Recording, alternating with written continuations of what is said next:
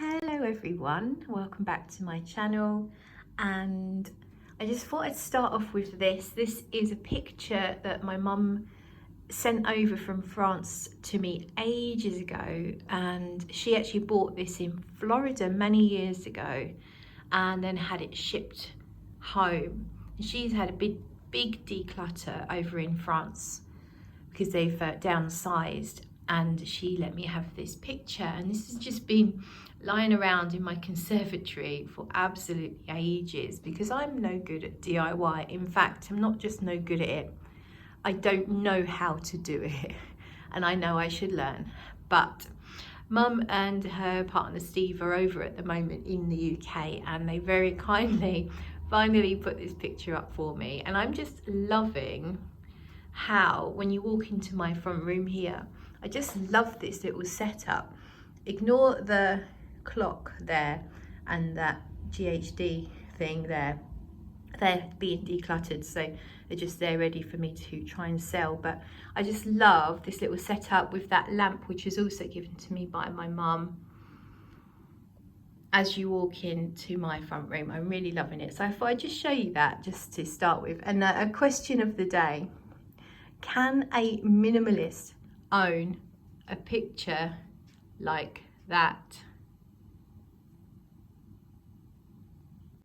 So today's video is on curating a minimalist capsule fragrance wardrobe. So I've been thinking recently about minimalism, how I can bring minimalism into my life, and how would a fragrance lover be able to be minimalist. Now for me, I don't think I can be minimalist with my fragrance collection. However, I can certainly reduce it and curate it a bit better. But this video is really for someone who is embracing the minimalist lifestyle. They want to smell good. They want a couple of really good fragrances that will have them covered for all seasons and occasions. They don't want to have a big collection of perfume. So this is for that person. I've gone through my fragrance wardrobe, and I've decided that today's video is going to be just on designer perfumes that fit that category. So back to the sofa, and my capsule fragrance wardrobe is based on owning just 4 fragrances. And you don't have to have 4, you could definitely reduce that down, or you could increase it. So I'm thinking that you need 1 spring summer daytime fragrance. So that would need to be something that's a little bit lighter, not too heavy, something that's not going to be too sweet and syrupy and rich if the weather's very hot. Also, you want it work appropriate for whatever job you may do. Now my job is office based, so I tend to think about things that are more a bit lighter and more mass appealing. Obviously, if your job is in an outdoor environment, if there's strong smells, if you work say on a construction site, or if you deliver mail, or you muck out horses, and you may well choose a fragrance that's a lot stronger. It's going to give you a little bit of a protective scent bubble against some of those offensive smells around you. But for me, I'm in an office, so I have chosen Daisy Oh So Fresh Twinkle as my daytime spring summer perfume. This is a discontinued flanker of the original Oh So Fresh, and there really isn't that much difference. So I would say if you can't find Twinkle, then Oh So Fresh will suffice. The notes of Oh So Fresh Twinkle are raspberry, violet, rose, whipped cream and cassis. Now I would say the notes are slightly misleading. Whipped cream would make you think it's quite a heavy and rich base note, but actually this is a very light and fresh perfume. It's got a sharpness to it. It feels like there's some citruses in there, although they're not listed.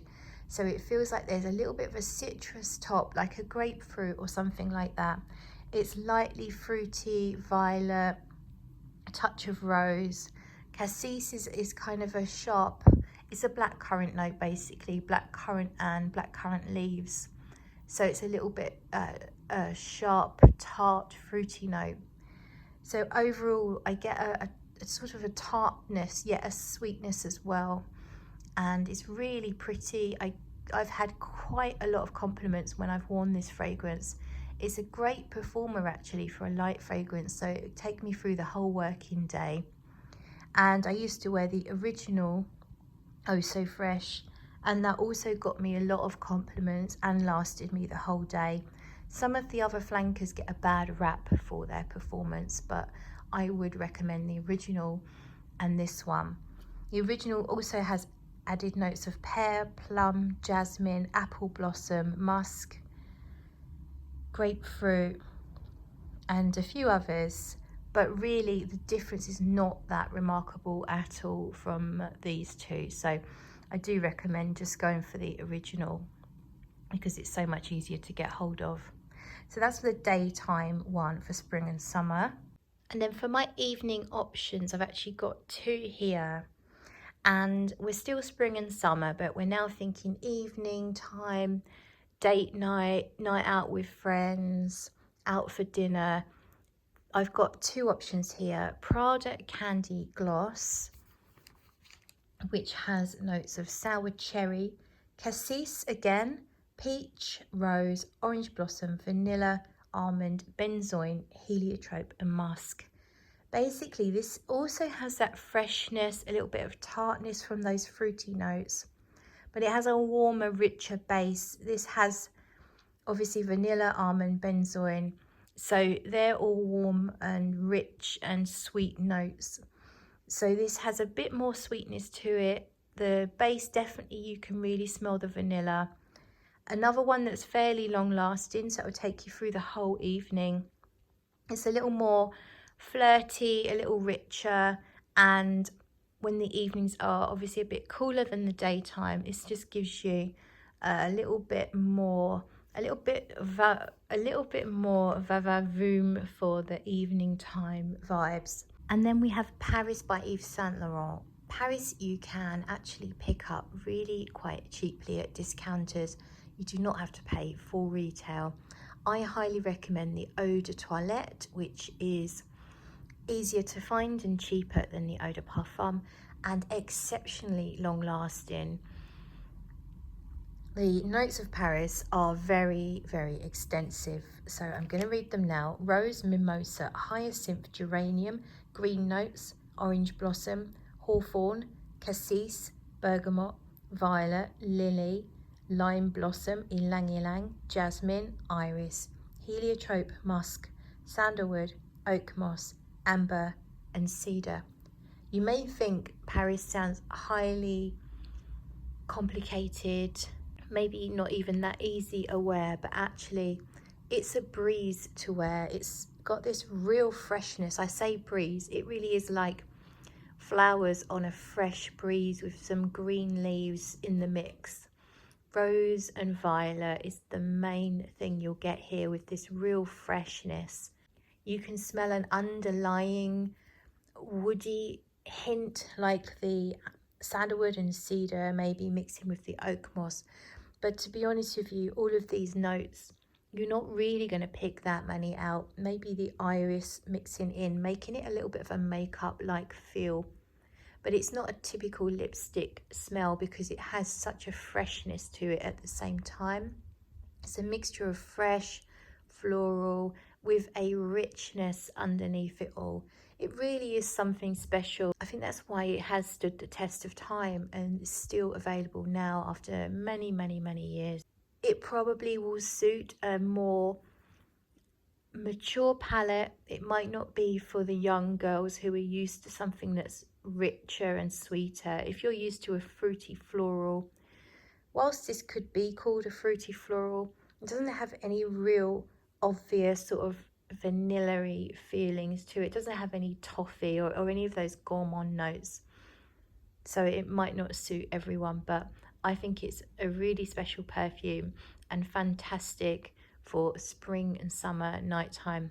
So for my capsule wardrobe here, I would choose one or the other depending on your tastes. Now then, we have autumn and winter daytime, and I have gone with the current version of Miss Dior Eau de Parfum. This is the 2021 release, the one with the cloth ribbon here. So this has notes of peony, lily of the valley, rose, apricot, peach, vanilla, tonka, musk, benzoin and sandalwood. But to me, I don't really pick up on the peach or the lily. The apricot maybe just gives it a hint of a fruitiness, but it doesn't smell like apricots to me. This is more of a muted lipstick and powder type scent. I get lots of the vanilla, especially once we get to the dry down, and I get a fruitiness which actually smells more like a raspberry to me, mixing with the rose. It's got a lovely powderiness without being too powdery. A very classy scent, although not everyone will agree with that. It is ultimately a fruity floral, but for me it's a little bit classier than the kind of fruity floral that has notes of caramel and candy floss. But that's probably just a matter of taste. I just think this is a perfect daytime scent. It lasts really well on my skin. Really great for if you're in a sort of temperature controlled environment. If you were working outdoors, you would probably want something a little heavier, and you might actually choose one of the perfumes I'm going to suggest for the evening. So then moving on to the evening, this is for your date night, night out with friends, dinner, cinema, cozy night in, Netflix and chill, you get the picture. And I've got two options here. The first one I've stuck with Miss Dior, but this is the Absolutely Blooming. This has notes of raspberry, blackcurrant, pomegranate, pink pepper, rose, peony and white musk.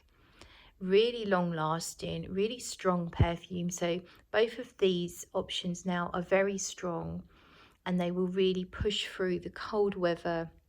So the evenings, obviously the weather or the outdoor temperature gets really cold and crisp. These fragrances will both push through that. The Absolutely Blooming is much more of a floral perfume with a richer underlying base, much stronger than the daytime option I gave you of the Miss Dior EDP. This one is further reaching, is more floral, less on the sweet vanillic side. In fact, there is no vanilla in here, but it does have a really good strong base because it just lasts and really pushes off the skin.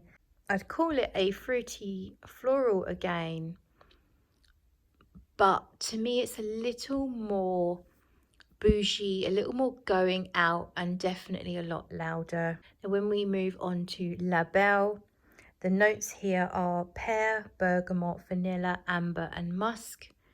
It used to be said that it had vetiver in it. However, when I got in touch with Jean Paul Gaultier, they would not confirm the vetiver. They only listed pear, bergamot and vanilla as their notes, and I've never been able to smell any vetiver, although I do get some dry woody notes, which to me I think are probably ambroxan or some other aroma chemicals that really add to the longevity of this perfume. La Belle lasts exceptionally well on the skin. It's very rich, lots of vanilla and pear. La Belle has got me lots of compliments. It is very much a perfect night out, date night type fragrance.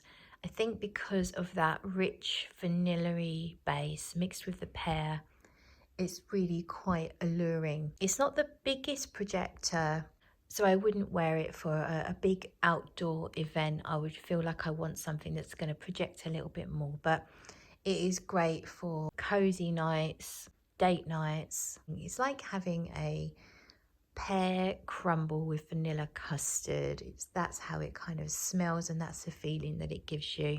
And then finally, what I would say, once you've chosen your daytime and your nighttime perfumes for both seasons, and of course you pick the ones that you love, not necessarily the ones I am suggesting here. These are just things I would pick for myself, but you need to go out and explore the fragrances that you love, so that the small capsule wardrobe you've got is absolutely perfect for you, and it says you.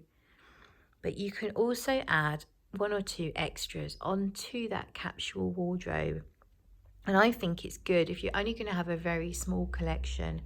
It's good to have one or two cheapies that you can just throw on for such things as running to the shops, going to the gym, going for a walk, or any other chores where you don't necessarily want to wear your more expensive perfume, shall we say. It's always good to have a cheapie that you can throw on, that you know that you're going to be showering off quite soon. So for example, if you go to the gym, you only need to wear it for an hour or two, and then you want to be able to shower it off. So for that, I would choose something that's a little bit lighter, and as I say, a little bit cheaper as well.